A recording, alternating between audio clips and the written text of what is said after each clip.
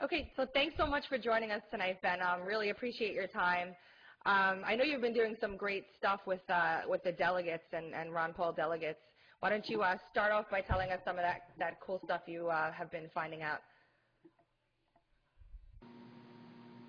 Well, there's just so much going on. You know, we're talking about these delegate contests that are going on across the nation. And Tracy, the reality is most people have no idea how this delegate process works. And that includes, I would say, especially most media or most journalists. They have no idea how this works.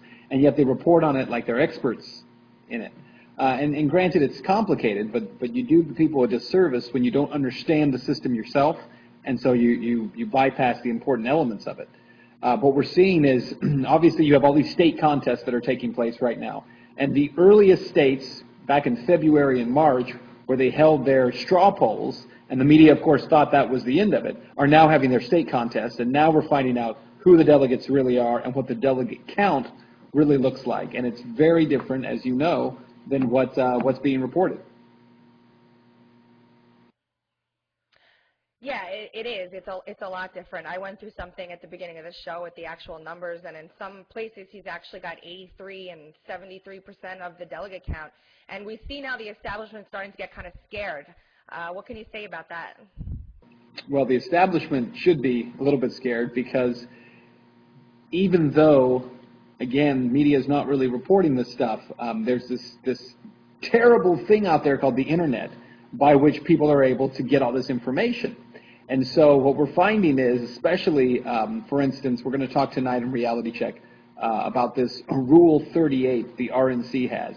And it's a very important rule, and it states that no state or congressional district can bind its delegates to vote as a unit, meaning they cannot have the bound delegates that are headed to Tampa will not be bound. And if that's the case, look, I'm sure you ran down these numbers, but in the congressional districts in Massachusetts this past weekend, Paul takes 16 of 19 congressional delegates.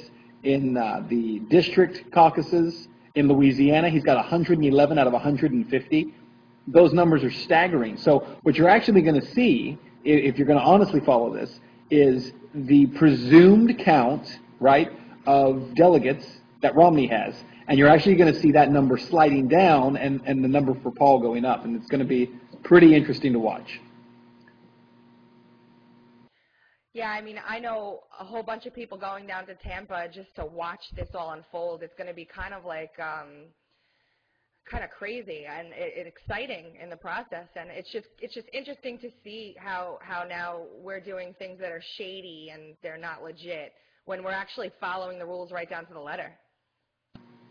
Right, and what we're finding, of course, in all these contests, for instance, in Washington, Alaska, is it's the RNC and it's the state GOP who are not following the rules. They're breaking all of their own rules, including most recently, you know, the RNC now putting money into the Romney campaign, which violates their own rules. Rule 11 states that you cannot put money into a candidate's bank account, essentially, or into their campaign while primary is still going on, and yet that's happening right now. The problem is, again, it's a lack of fundamental education by the media to hold these parties accountable. No one's holding them accountable. In fact, I would say most journalists are taking their lead from the party because they just don't understand how it works. Well, you're holding them accountable, thankfully, and we appreciate that more than anything. I mean, you know, do you get in trouble for this? I would have to assume that there'd be some, like, shady backroom, be quiet, Ben Swann.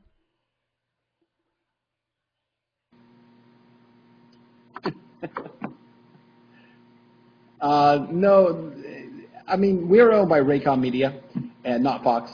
And so, for the most part, they've kind of given me leadway to do what I'm doing.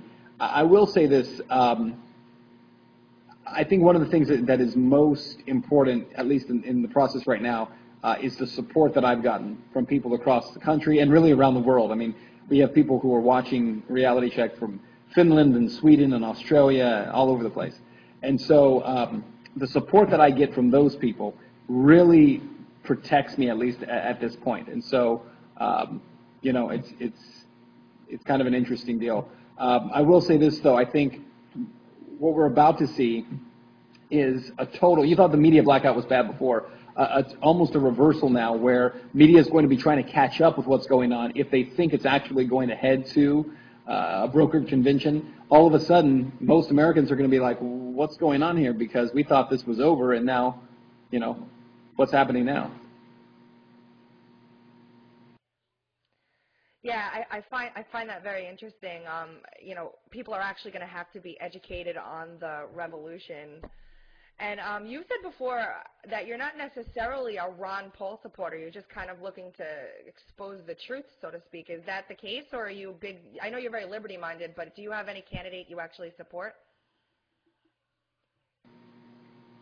Well, yeah, I'm definitely liberty-minded and a constitutionalist. And so, my belief is it's not so much about the candidate themselves as about protecting liberty and protecting the Constitution. So, as far as, I don't really want to endorse anyone or back anyone per se, because it really has nothing to do with what I do, which is to hold them accountable. Regardless of what a candidate might say about themselves, if the rhetoric does not match the actions, then it doesn't really matter to me. So I think that my job is really not to necessarily support one person or another.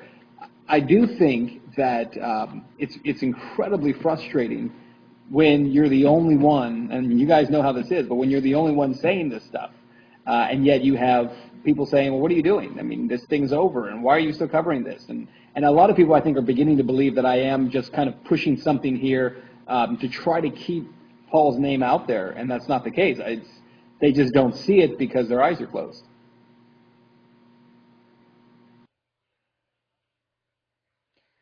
We know about that all too well. Do you remember by any chance when your support started to rise exponentially? Because I think I do. I'm just wondering if it's around the same time period. Yeah, I can tell you exactly. It was November 18th of last year, and that was after I did the piece to ask for fairness in coverage for Congressman Paul. And again, it wasn't done really, I didn't even think there was anybody out there listening to it, because I had no idea there were so many folks out there who were, really supporting him. Because again, there's so much blackout. And so the only thing I had noticed was, again, that he had gotten 89 seconds in that CBS debate and thought it was nonsense. And not because I necessarily supported what he had to say, but how do you take a guy who's polling at the time, I think he was polling third or fourth, and you give him 89 seconds, and then you've got John Huntsman and Rick Santorum, who at the time were polling dead last. They weren't even getting numbers in terms of percentages, and they were getting 5 minutes respectively. So I was just asking for fairness and found out there were a whole lot of people out there who were asking for the same thing. Yeah, definitely. We all are asking for fairness, and that's why before you seemed a little bit taken aback on the phone when I said everyone was so excited that you were going to be here. But we appreciate what you're doing so much, and we've been fighting this for years and years, and to have someone as an advocate that's doing what you're doing is just really, really great. Maybe we'll take some questions after your response. Yeah, to be honest with you, I'm really humbled by the whole thing, because I don't think that I'm anything other than just a young guy who's trying to do his job and do it well. And personally, I've been frustrated for a long time with a lot of what I see in media and the lack of things. And I almost feel like kind of what I'm doing now is without sounding too cheesy, but it's what I was born to do. The reality is that my passion is really communicating effectively things that matter to people. And so the whole idea of, doing fluff news, entertainment news, talking about, Kardashians and that kind of thing, that's enough to make me pull my hair out. Not that there's anything wrong with the Kardashians, but I'm just not interested in doing that for a living. And I feel like now I've been given the opportunity, unbeknownst to me, to really be a part of something important. Okay, so someone asked, Ben, did you get a weird vibe at Fox News? Oh, when I did the deal with Bret Baier. No, I'll say no.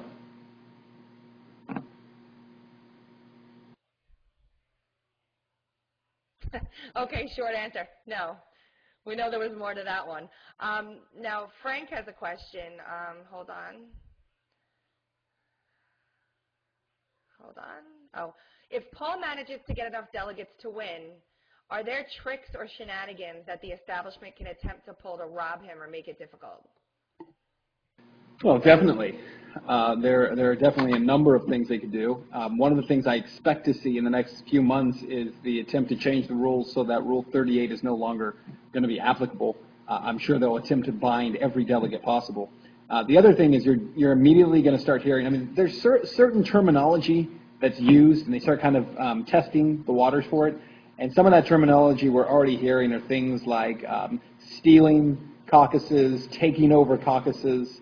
In fact, I posted on my Facebook tonight, Matt McDonald over in Maine sent me the email from Charlie Webster that went out today in regards to their caucus, which is this weekend, and it's already using terms like Ron Paul supporters plan to take over the caucus. We have to prevent them from doing that. You know, and they're already trying to prevent, and this isn't Paul supporters, Romney supporters, Santorum. They are trying to prevent Republican voters in Maine from being able to elect a chairman at their caucus. And that's not a Paul issue or a Romney issue. That's just an issue of voters' rights. And apparently in the Republican. You actually did a really great couple of pieces on how they made the parking lot I don't know, delegate selection process or nominating process, and they actually arrested someone. And I was so happy to see you take so much time on that. And any other thoughts maybe on that? Well, the follow-up to it, if you hadn't seen it, is that the guy who was arrested it was in St. Charles, Missouri, and Brent Stafford is his name. Brent was actually arrested at the caucus because the GOP was breaking the rules. They went outside. They attempted to hold the caucus peacefully. They weren't trashing the place. They weren't destroying things. They were peacefully attempting to hold a caucus. And next thing you know, he gets arrested. Well, they went back and did a do-over, and Brent Stafford, the same guy who was arrested, winds up being elected chairman of the St. Charles, Missouri caucus, and he winds up running the whole thing. So a huge victory there in terms of that. But what's really sad about it is, again, you have this issue where these aren't radicals. These aren't anarchists. These aren't people who are trying to, destroy things. These are people who simply just want to be able to vote.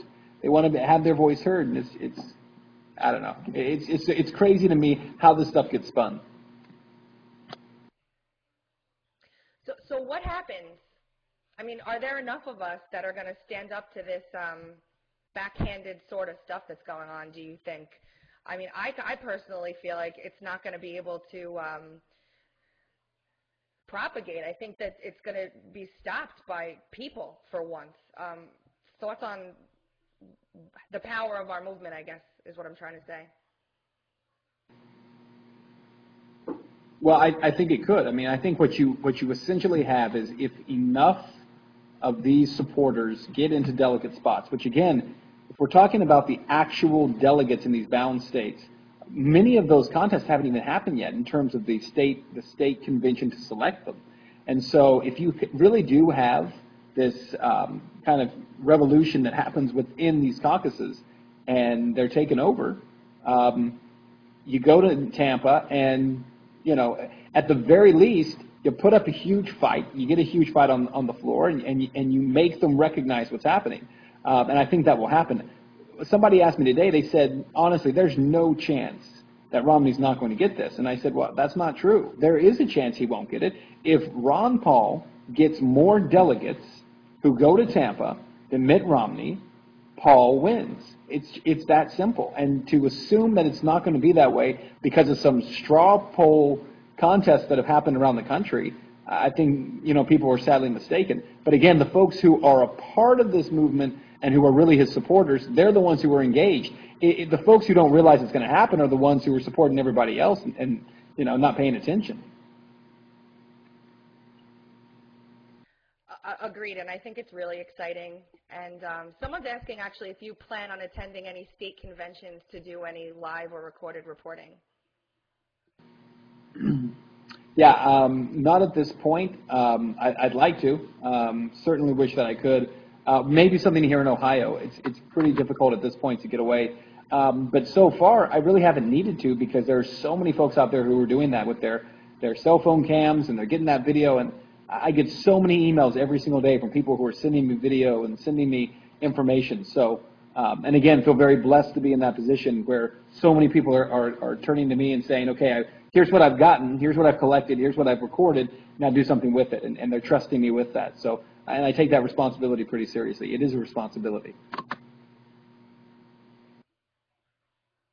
Yeah, thanks. Actually, our next guest on the show, David Andrew Gay, asks a question. Would you consider making a documentary later this summer to chronicle how many county, congressional district, and state supporters there have been, GOP committees have been taken over by Paul supporters? He says he thinks once the delegate story is over, this is going to be the next big one. Yeah, I absolutely. I think it would be fascinating to put together a documentary just talking about this entire campaign season and what's happened. One of the things that we're working on in a couple of weeks, I'm going to be doing a piece. I've asked people to send me pictures from the Ron Paul rallies that they've been at around the country, because again, these are issues that are being blacked out. You know, you have almost 10,000 people show up in L.A. and 5,000 in Fort Worth and 3,000 at A&M and my hometown of El Paso, Texas. He was just there. I'm up here in Ohio. He's down there. But there was just fantastic stuff going on. And again, it's not getting covered. So we're going to be putting some stuff together on that. But definitely at the end of this season, I think it should happen. Someone also wants to know why you think the media is trying to black out the message of liberty and is promoting the establishment. I really don't know. I really don't know. Other than possibly, I mean, I really think it's twofold. One is from the higher ups. I think ownership, there are issues there, certainly. But I think just on the lowest levels of it, I really believe it's just a lack of understanding, and it's a groupthink mentality where everybody chooses to think the same because if they do, then they feel safe in that. So I think there's a certain amount of, well, it's an ugly term, but I think it's a certain amount of ignorance that goes along with it. And Tracy, I actually have to leave you there because I got a thing coming up here for tonight. Okay. Thank you so much, Ben. Thanks for being here. I appreciate it. Thank you, Tracy.